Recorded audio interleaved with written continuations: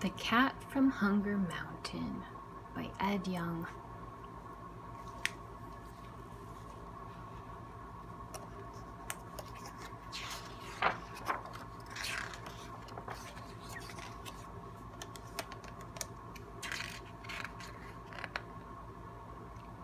To the strange virtue in deprivation, an unwanted and the least understood gateway to humanity and life's riches.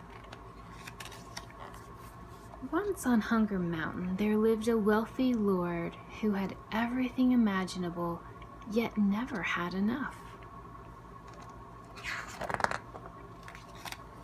The strongest workers built him the tallest pagoda. He lived there, high above everyone. The finest tailor made his clothing from spun silk and threads of gold. Hunters gifted him with rare meats, and skilled chefs prepared lavish meals with rice from the Lord's own fields. When the Lord Cat's servants asked if their master had finished his meal, they were scolded. "Are you blind? Can't you see that the bowl is half empty? Take it away." Hunger Mountain was famed for its delicious rice, which grew in paddies tended by servants. More servants would then wash the rice grains in the rapid waters of the great river. Lord Cat stood watch from his pagoda and yelled, "Faster! There is more rice to harvest!" Life continued in this fashion until the land was struck by drought. Weeks turned into months, and months into a year without rain. The farmers' crops all failed, even the Lord's own rice fields. Villagers grew hungry. With his wealth, however, Lord Cat continued his lavish ways. The famine persisted a second year. Without food, the villagers all left the mountain and moved to the city, where life was easier. Now the Lord's great wealth was useless. There was no one left to build tall pagodas or weave elegant clothing. There were no meats or rice to cook, and no one to prepare them. Still he refused to leave. What would life be without all of his possessions?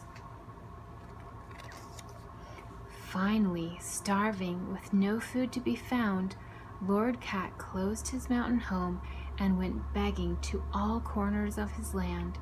Yet no one was there to help, so he wandered alone, mile after mile.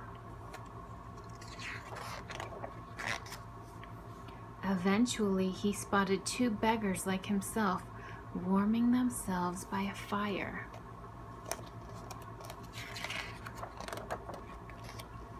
They told him of a kind monk in a modest temple nearby who gave free food to the hungry. They offered to show him where. They left early the next morning, and on arrival, they saw a line of hungry souls all waiting to be fed. Lord Cat's turn finally came. The monk scooped a spoonful of steaming rice into his bowl, filling it halfway.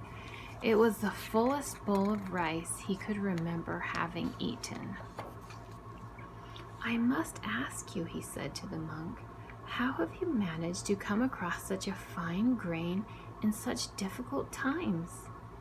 The monk heaved a sigh and said, "I am so fortunate to live at the bottom of Hunger Mountain, where for years a rich lord would wash his rice carelessly into the great river. The wasted grains trickled down into my stream, where I collected and stored them over the years. Now I have more than I could eat in 1,000 days, so I am happy to share with all in need." Lord Cat looked at the now empty bowl in his hands.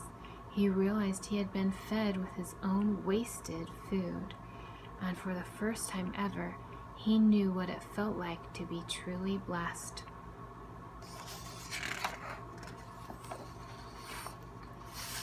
To this day, if you enter this temple in the foothills of Hunger Mountain, you'll find an urn in the shape of a cat. From it, you can take out a tab with the inscription that reads, "Only I know."